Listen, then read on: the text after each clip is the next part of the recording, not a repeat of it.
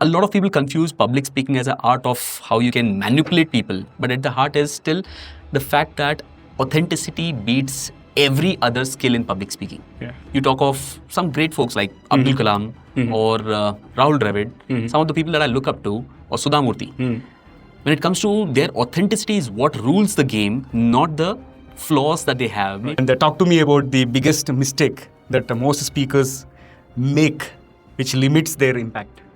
The biggest mistake that you can make is to be thinking that the influence comes from the world that is within you. Right. The crafting, the practice. So, Rahul, with 19 plus years into public speaking, right?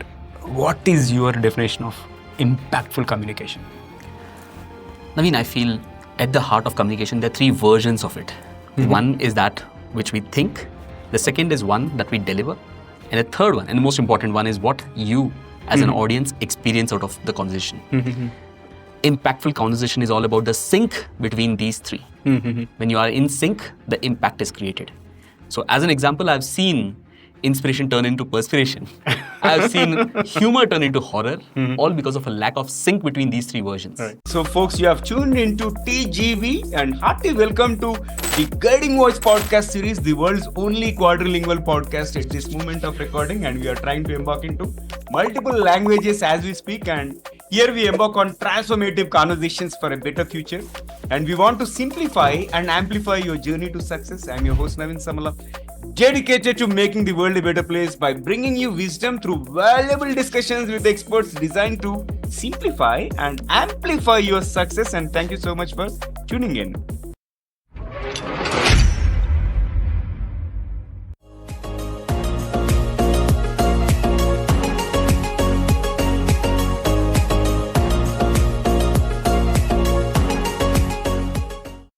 So, folks, welcome back to yet another inspiring episode on the Guiding Voice platform, where we bring you stories that help you transform your life and career, and most importantly, that lead you to a brighter future.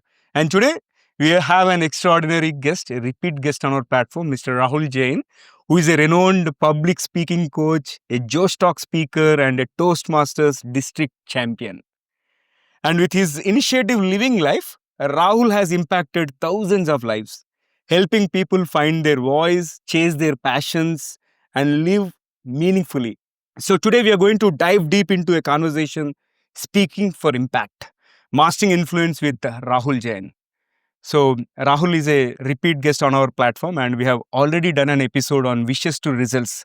So do check out that episode. Is doing really well, and we have received a lot of positive response. And with that, today we are engaging in the second conversation with Rahul, and this time we are doing it in person.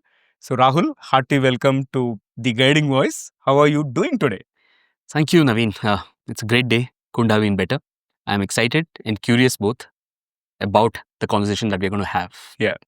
So I've received a lot of positive comments about our first conversation, and I thought, okay, we have to do a few more. And finally, we are here, and I'm glad that we are doing it in person today. So, welcome once again. Welcome back to TGV, and your contributions are really, really great in terms of shaping the careers and the lives of millions across the globe, which you are doing through your speaking engagements and also coaching people, which I am doing through podcasts. And that's how we are traveling to the same destination, but in different routes. So, I'm glad that we are doing it again. So, Rahul, before we get started on this interesting topic, Speaking for Impact and Mastering Influence, here's an exciting twist. You know, right? We'll do the first rapid fire round as always. And I'm going to mention a few words. And I would like to hear the first thing that comes to your mind in response without thinking much. And if you're ready, let's get the ball rolling. Yep, all set to get going. Hello, I'm Steve Ahern, one of the judges of the Asia Podcast Awards. I'm interrupting this episode to let you know that you're listening to an award-winning podcast. This podcast won its category in the 2024 Podcast Awards, so you know you're listening to quality. Enjoy your listening experience, and congratulations to the team who created this award-winning podcast for you. Awesome. And my first word is influence, Superpower, persuasion, skill, authenticity, being true to yourself, clarity, purpose, charisma, inside-out process, connection, The first thing before you start speaking, Conviction. the trust in yourself. Inspiration. My mentor, Confidence. belief, And the last one is credibility. nothing without it. Wow, spot on.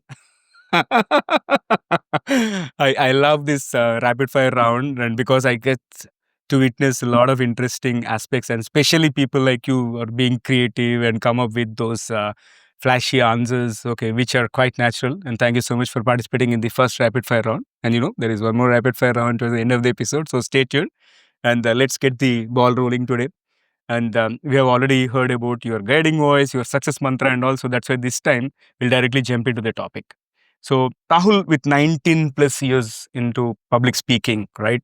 What is your definition of impactful communication? Naveen, I feel at the heart of communication, there are three versions of it. Mhm. One is that which we think, the second is one that we deliver, and the third one, and the most important one, is what you as an Mhm. audience experience out of the conversation. Mhm. Impactful conversation is all about the sync between these three. Mhm. When you are in sync, the impact is created. So, as an example, I've seen inspiration turn into perspiration. I've seen humor turn into horror, Mhm. all because of a lack of sync between these three versions. Right.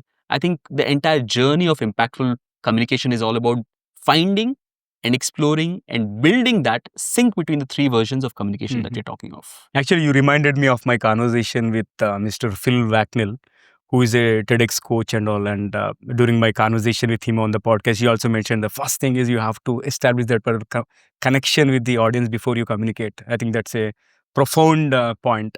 And let's move on. So, Rahul, how important is this authenticity when it comes to influencing people? I think at the heart of authenticity is being true to yourself, being genuine. Mm-hmm. And I think when it comes to influencing people, a lot of people confuse public speaking as an art of how you can manipulate people. But at the heart is still the fact that authenticity beats every other skill in public speaking. Yeah. You talk of some great folks like Abdul Kalam Mhm. or Rahul Dravid, Mhm. some of the people that I look up to, or Sudha Murthy. Mhm. When it comes to their authenticity is what rules the game, not the flaws that they have. Maybe they could have, like in Toastmasters, we talk about the R's and the ums and the grammatical formation and all those things. When you're authentic, I think the audience roots for your win. Mhm. Authenticity beats every flaw, Mhm. hands down, when it comes to public speaking. So, Mhm. and that's a choice. Right. It's not like a skill that you're developing, it's a Mm. choice that you're making. So, the Right. first step when it comes to influencing people is being authentic to who you are, Mhm. embracing yourself, Mhm. and then allowing the magic to happen. I concur with you because when you are authentic, it is easy to establish that particular connection. And in fact, when we started this podcast, I had the same intent. The guiding voice should be like a person, okay, next door guiding us, and the kind of guests that come and have these authentic conversations, right? That is going to help them immensely in the long run. And as long as they think, okay, this guy has also gone through the same path, why not me? Right? Excellent. I loved it. And talk to me about the biggest mistake that most speakers make, which limits their impact. This is interesting. One biggest mistake, if I would love to think of it, it would be not taking in feedback, Mhm. not reviewing what you have done. A lot of public speakers focus on this one element of the crafting of it and how well they're practicing it. But most importantly, what is impact? It's the influence that you have in the audience's mind. Mhm. And if you're not concerned or not bothered or not taking an effort to how it has ended Mhm. in the audience's mind, that's the biggest loophole that you can have. The biggest mistake that you can make is to be thinking that the influence comes from the world that is within you. Right. The crafting, the practice. No. Mhm. The influence ultimately comes from the audience's mind Mhm. and seeking what can I do better? Seeking feedback from the audience is something that can change your game altogether when Mhm. it comes to using public speaking as a means to influence people. Mhm. It's not a one-way street. It's a Right. two-way street that you need to understand that influence and impacting people is a two-way street. That is clear. And talking about your Toastmasters journey, like you have won 3 district championships, okay, which is not at all easy thing. So tell us about your strategies that helped you consistently deliver those high impact speeches? I would say when it comes to strategies, about three things. Like I told you about the three versions of it. Mhm. One is the content. Right. I believe the heart of great speaking is the stories, insights, perspectives, and your real experiences. I feel lived experiences have a power to influence in way deeper than any other researched or heard or anecdote or something like that. Mhm. So that's one thing. One practice that has helped me in building my stories is the fact of how I'm documenting those stories. Right. We all come across every day Mhm. hundreds of stories. Mm. But the point is, they are like a flash in the pan. If we don't document them, if we don't build on our insight from those experiences, we are missing out on the chance. And you'd see most of my speeches will all be stories about lived experience and not about some research, some statistics from somewhere. Mhm. That's how you build your version of the stories. Right. Second is a delivery. Mhm. Over the last 6 years, I would say, in Toastmasters and beyond, I've accumulated anywhere over 500 hours of stage time. Wow. So Mm. that's including all the initiatives that I run, the Mhm. Toastmasters, the Speak Up Club that I run, or any keynote addresses that I run. Mhm. So it's all about being on the ground more than anyone else. Mhm. Once you're there on the ground more often, the higher the likelihood of you making an impact. Right. That's the practice part of it. How comfortable, how in sync are you with the stage? Mm. And the final part, like I mentioned to you, the impact. Even today, after every program, after sharing any idea, any content, I reach out to people. What's your thought? Right. What could have been done differently? Mhm. What do you feel about it? When it comes to zooming in into the elements of what you see in that one, maybe 1 minute speech or a 1 hour training program. Right.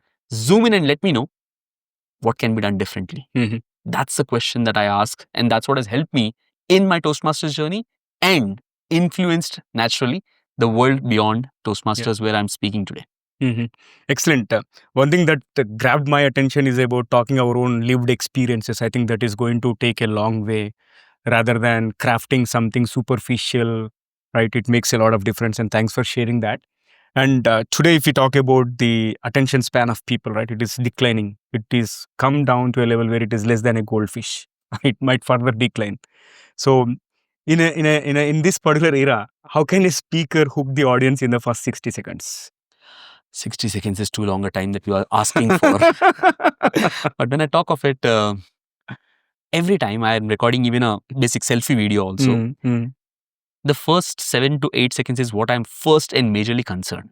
So while you're talking for influence, while you're talking for impact, any topic that you choose, the first question that you need to ask is, what's my audience's pain point? Right.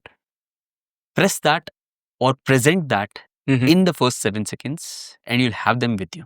So just to give you an example, we can have a positive spin. As an example, you're talking about weight loss or nutrition. Right. 3 ways in which I got fit in 30 days. Or 3 ways in which I did this. Or a negative spin in which you can talk about you need to stop doing these 3 things to get your act right. Right. That's about, as an example of a, you can ask question to begin with or give a statistic. Question like, do you know how long you are actually conscious through the day? Yeah. That gets them into your speech. So these are elements with which you can draw them in. Or a beautiful way, if at all it is appropriate, not for everything, it's a contrast. Right. I often use this example wherein I talk about a speech about mentoring and ask a question. Do you think practice makes a man perfect? And there's a flip. No. And then I share a story. And then I get into the fact of how mentoring is not about just repeating what you're doing. It's about the guidance that you get, like the guiding voice, in between that can direct you and get you to the right spot. That's another way of getting it. So these are different techniques that we have. Right. There are umpteen numbers in which you can try. But the focus is you should always have those first seconds which are certain to keep why the audience will stay with you for the next whatever time that you're speaking. Yeah. No, excellent. Great tips, actually. And when we talk about authenticity, next word that comes to my mind is vulnerability. Because many times when we are trying to be authentic, we have to expose our vulnerabilities, right? So what role does vulnerability play in creating influence as a speaker? How many of us are perfect? Nobody. That's the beauty of it. then why fear letting that imperfection known to the world? Mm-hmm. Let me share with you a personal experience that I had. 2023 was particularly, while everyone knows of the jubilance and the massive win that I had, 2 months later, I was standing on the date of my birth. I was standing at a psychiatric hospital.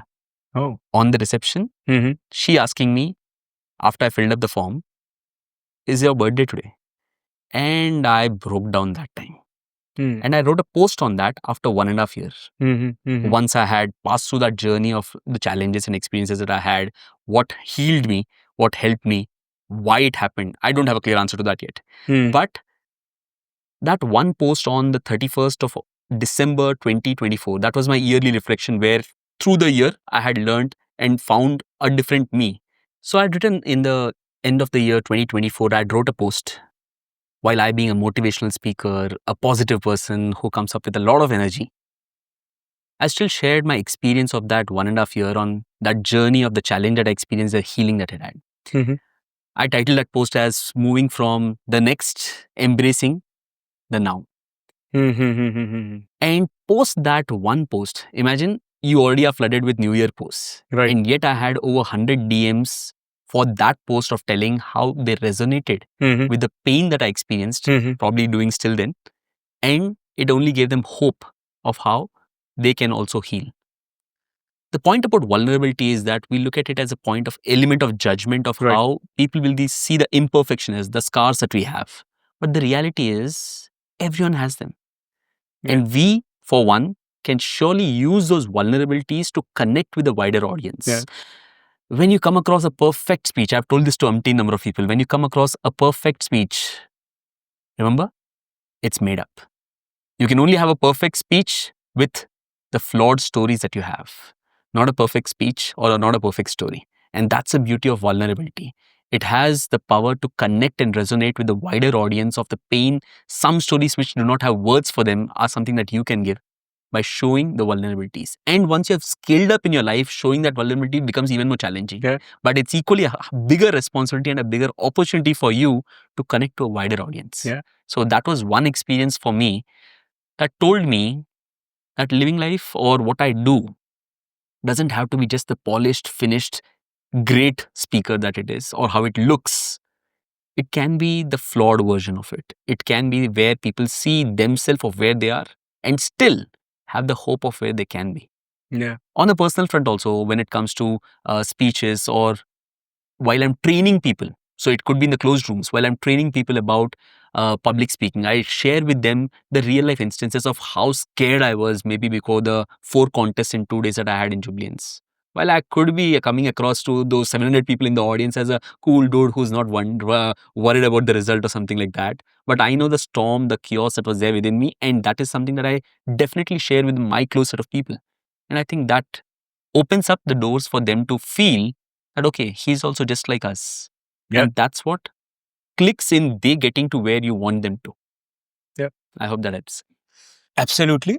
Such a heart-touching story.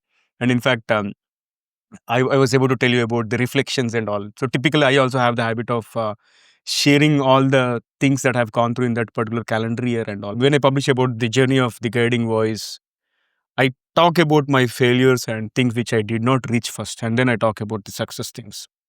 Right? That way, I'm trying to establish that particular connect. And in fact, Think Hatke with TGV newsletter itself is a testament, because so that people can experience how this platform is being built. It's not that, okay, somebody have to reach out to me after 5 years of becoming famous or maybe earning that name, fame and everything else, right? It is about experience the journey. And that's why even I don't hesitate to be vulnerable and all. So that is another common point between you and me, which I wanted to talk. Nice. And moving ahead, there is always a question. Somebody thinks, okay, this guy is a born speaker. Okay, it's a natural talent. But can anyone become an impactful speaker, or do you think it's a talent that you are born with? I think it's a talent that you're born with. Why I say that is because everyone is born with it. That's how it is. Just like you are learning to speak, like you're learning to walk. It's a skill that all of us are born with. If you go back to your own life story at some point in time is where the mask started to come in, where you were not able to do or say what you feel like you used to do in the past. And it's all about the process of uncovering or removing those limits that you have put in yourself. So, as an example, as a child, you wanted a chocolate. Look at how persuasive you were despite 10 attempts of saying no that you won't get it. And today, when we are saying something or we want something, before that first attempt, you have 100 questions in your mind. So, what is the challenge? You are born with the ability to speak it out. Right. You are born with the ability to persuade, to influence, to make an impact around you, which you were doing as a child. Yeah. And even today. Yeah. Maybe facets where you're able to do it, but I think we all can do it in every facet. We just have to allow ourselves, give ourselves the flexibility to fail, to try, to explore. And that's a process through which you can just be yourself, explore, and make an impact. Yeah. So, science techniques are a different part of the story, but I think we are all born influencers. It's just that we need to stop ourselves from stopping ourselves to influence. That's a great punchline. I think first thing, get started. That's it. No matter if people judge you, don't judge you, or join Toastmasters where you will never be judged. That's it. Okay. Moving on, if somebody wants to prepare for a big stage talk, be it addressing a keynote message in a large auditorium or a large tech conference or anywhere, so what are the top 3 tips somebody should really work on? First and foremost, I think the choice of topic.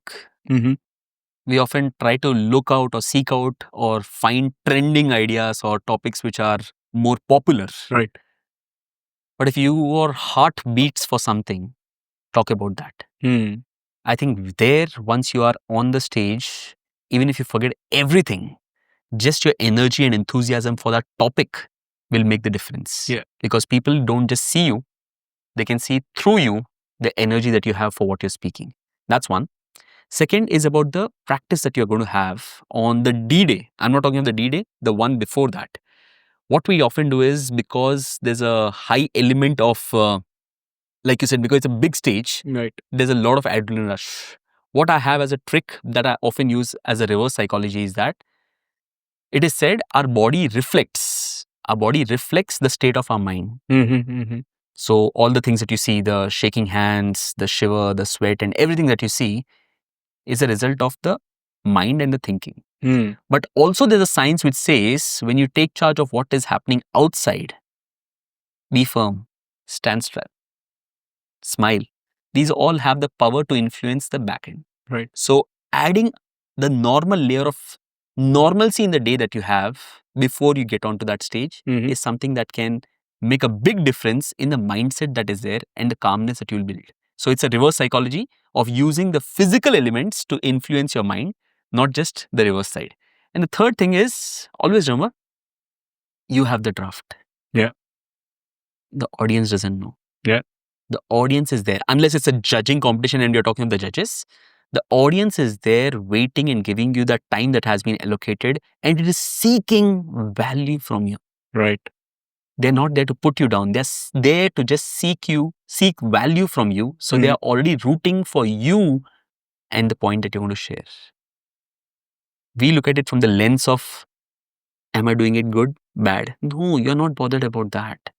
The audience is not bothered about that. The audience is telling, can I get something from him? Yeah. So it's already halfway through on your side. Yeah. So seek it in that way. So that's the things that I follow for a first big talk, I would say. No, that's a great tip actually. Like, first of all, calming ourselves and thinking as if it is just another day, right? I think that makes a lot of difference at all. And in fact, when I delivered my last TED talk last year, I was just I was visualizing, okay, as if somebody is congratulating me and all. And exactly it happened the same way. But when I was walking to the stage, that 15 seconds, I will never ever forget in my life. Tears rolled in my eyes. Okay, why? Because people are applauding, and it is something like a dream come true. And my journey of last 40 years, right, reflected in that particular 15 seconds in terms of, okay, to reach where I am that particular day. And that gave me a lot more confidence, and I walked up to the stage and I was able to deliver. But excellent tips. And thank you so much for sharing that. And this has been, again, incredible conversation, and it's time for us to add some more excitement and some more spice. Okay, so we'll kick off the second rapid fire round. Sure. Okay, so Rahul, tell us one speaker whom you admire the most. I would say speaker, like I told last time, on the content, it's Simon Sinek. And on the delivery, it's Win Gang. Wingan. Yeah. Yeah. So both these people inspire me on the way they do stuff. On Right. the content, Simon is great. And on the delivery, Viang talks us of how creative we can get in delivering and getting that message through us. Great. A speech you wish everyone watched at least once. I would say Mohammad Katani's Power of Words. Power of words. A secret formula for winning hearts on stage. Sweat more off stage and it'll show on stage. Great. No, love it. I think that is very practical. So don't go without practice. And even Tim Cook or Steve Jobs might have practiced 100 times before getting into that stage that not many people are aware of. They wanted to try experimenting extempore, right? Great. Thank you. And if you had to describe public speaking in just one word. It's a means. Wonderful. And then most embarrassing moment on stage. It is during the COVID times because I think all of us got accustomed to using the screen and keeping the script on screen. So when they say start, I started. Had the Word document in front of me and put the Zoom screen down. I read the speech, delivered the speech while reading it for 3 minutes and then getting a call that you have not unmuted yourself. Because they tried all the things, okay, show of hands, but my screen, the Word document was in front of me and not the Zoom screen, which way I can see people and tell, okay, I have not done it. Okay, interesting. Yeah, so Rahul, one skill every communicator must master. Doubtless, do more. Doubtless, Do more. do more. Wow. And the last one for the second rapid fire round, the first word that comes to your mind when you hear impact. Results. Wow. Spot on. I think I need to really practice the art of communicating precisely by listening to you and talking to you more. That's what I feel. Thank you. So after that amazing second rapid fire round, again, let's flip back to the mainstream. So one final question for today's conversation. So if our audience could take away just one powerful idea from this conversation to transform the way they communicate and make a lasting impact on their audience, what would that one idea be? The idea will be about speaking. I've always told this like this. Everyone speaks, but only a few are heard. A few are heard, but only a few are understood. Among the ones who are understood, only a few are making an impact.